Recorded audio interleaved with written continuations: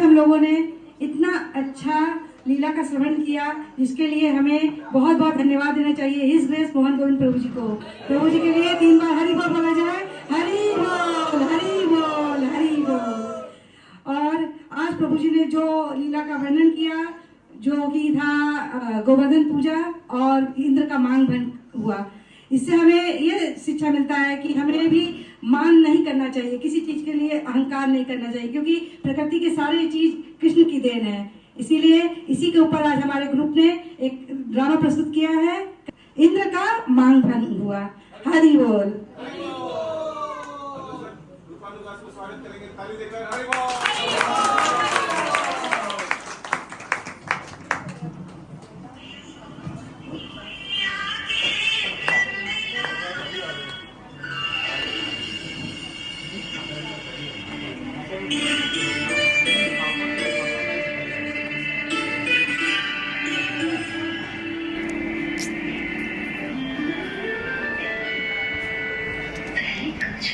जाने कौन सी योजना बना रहा था, अब बार बार द्वार की मुद्दे तो चल क्या रहे इसके दिन।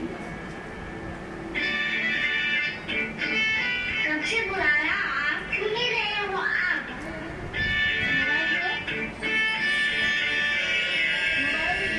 बुलाए और कैसे हो सकता है प्रभु? हरे कृष्णा।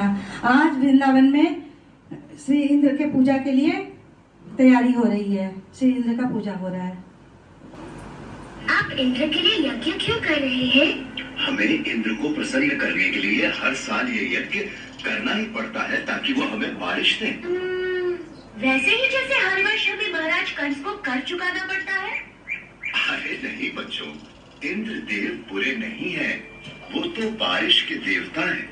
पानी जीवन के लिए अति आवश्यक होता है, इसीलिए हम हर साल यज्ञ के द्वारा इंद्र देव की पूजा करते हैं। परंतु बाबा, वो तो उनका कर्तव्य है, वो तो भगवान विष्णु के आदेश का पालन कर रहे हैं। देखो कृष्णा, ये बहुत पुरानी प्रथा है और हमें इसे तोड़ना नहीं चाहिए। बाबा, फिर हम धरती की पूजा क्यों नहीं करते, जो हमें सब कुछ देती है, और सूर्य की, जिसे जीवन मिलता है, और यमुना की क्यों नहीं? कृष्णा, तुम सही कहते हो, लेकिन ये संभव नहीं है। हम सदियों से चलती आ रही इस प्रथा को अकस्मात ही तोड़ नहीं सकते बेटा। परंतु बाबा, क्या हमें आंखें बंद करके प्रथाओं को मान लेना चाहिए?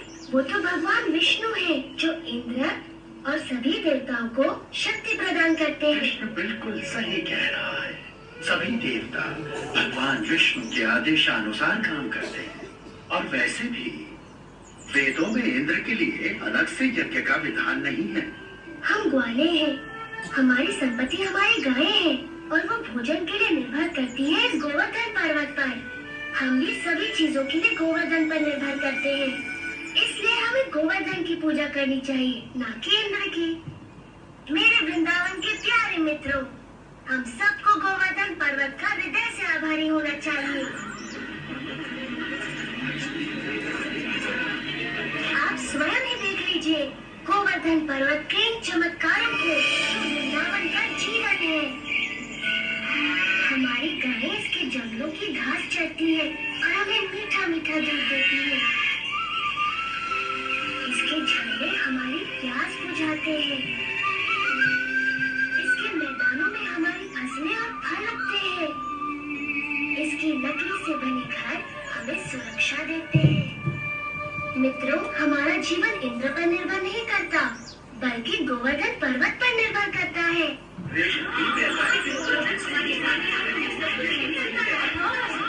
आयुष्मान भव। ये सब इंद्र देव की नहीं, गोवर्धन की कृपा है। इसलिए मित्रों, सब लोग अपना अपना चढ़ावा एकत्रित करें, हम सब गोवर्धन की पूजा करेंगे।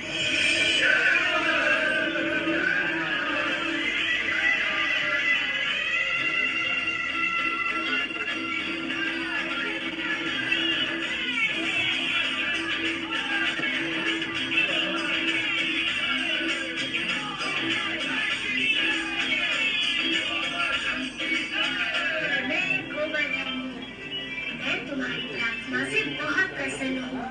अगर तुम सभी अपने पशुओं के साथ मेरी परिक्रमा करोगे तो मैं बहुत प्रसन्न होऊंगा।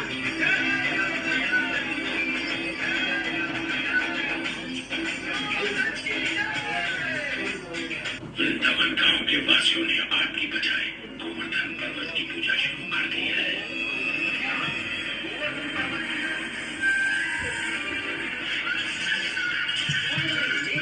न करके मिट्टी के ढेर की पूजा की। वो ऐसा कैसे कर सकते हैं संवर्धक, वो भी मुझसे बारिश का उपहार पाने के बाद?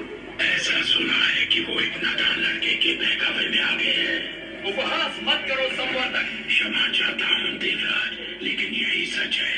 नंद के पुत्र कृष्ण ने अपनी चमत्कारी शक्तियों का प्रयोग करके वृंदावन के वासियों को बहका लिया है। अच्छा, उन्होंने मेरा आदेश मानने के बजाय एक नादान की बातों को माना। इन लोगों का दिमाग खराब हो गया है। देखना अब इन पर मेरा कहर बरसेगा। सुनो संवर्धक। जी देवराज। जाओ और वृंदावन को डुबो दो, गोवर्धन के त्योहार को बर्बाद कर दो और वृंदावन के वासियों को इस दुस्साहस की सजा दो।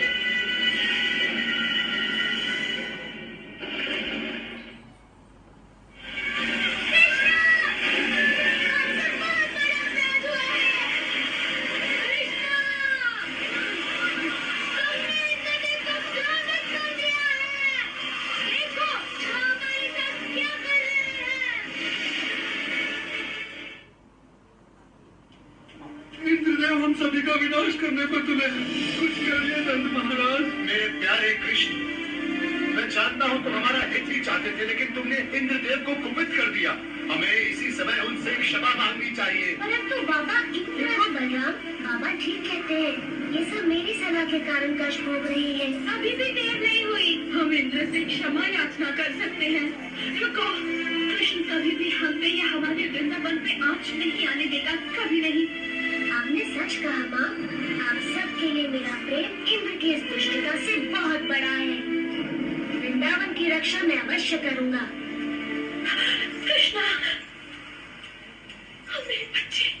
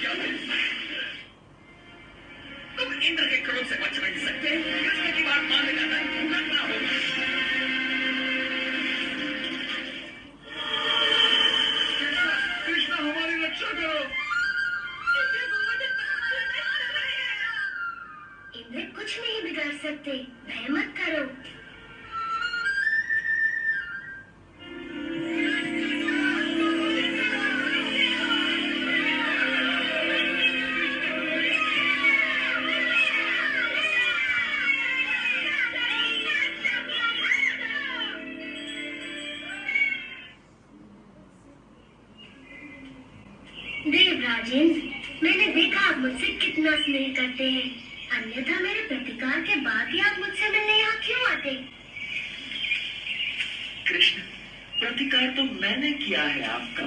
मैंने बहुत बड़ी मूर्खता की। भूल गया था कि मुझे शक्तियाँ आप ही से प्राप्त होती हैं। मैं सदैव आपका सेवक रहूंगा। मैं आपसे क्षमा मांगता हूँ। देवराज, आपको अपनी शक्ति का बहुत अभिमान हो गया था और ऐसा मैंने इसलिए किया ताकि आपका अभिमान तोड़ सकूं। जाइए, मैं आपको क्षमा करता हूँ। असाधारण बालक हमारे साथ यहाँ वृंदावन में रहने आया है। मैं तो बस इतना जानती हूँ कि ये मेरा प्यारा बच्चा है, मेरा दुलारा कृष्णा।